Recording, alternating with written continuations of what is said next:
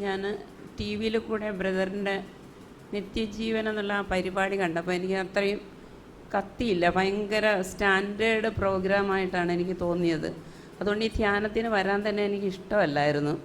എന്നെ നിർബന്ധിച്ചാണ് എൻ്റെ കൂടെയുള്ളവർ കൊണ്ടുവന്നത്.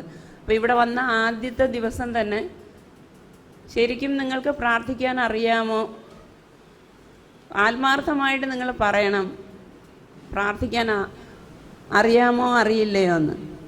ശരിക്കും അത് എൻ്റെ മനസ്സിനെ അങ്ങ് എൻ്റെ മുകളിൽ കയറിയിരുന്ന എൻ്റെ അഹത്തെ ഒന്ന് തട്ടി താഴെ ഇട്ടു.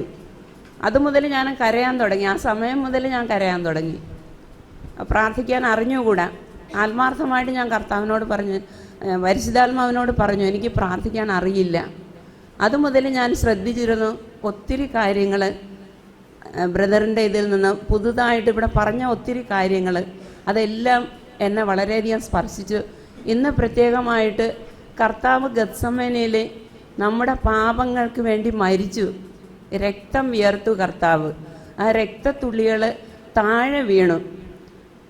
ആ പ്രത്തോറിയത്തിലെ കർത്താവിൻ്റെ ആ പോക്കും വരവും കൂടെയുള്ളവർ ഉപേക്ഷിച്ചതും പത്രോസിൻ്റെ പാപങ്ങൾക്ക് വേണ്ടിയും പീലാത്തോസിന് വേണ്ടിയും കർത്താവ് അവരെ തന്നെ ഉപകരണങ്ങളാക്കിക്കൊണ്ട് അവർക്ക് തന്നെ കർത്താവിൻ്റെ കരുണ അതിലേക്ക് ഒഴുക്കി എന്നുള്ളത് അത് ഒത്തിരി അധികമായിട്ട് മനസ്സിനെ സ്പർശിച്ചു.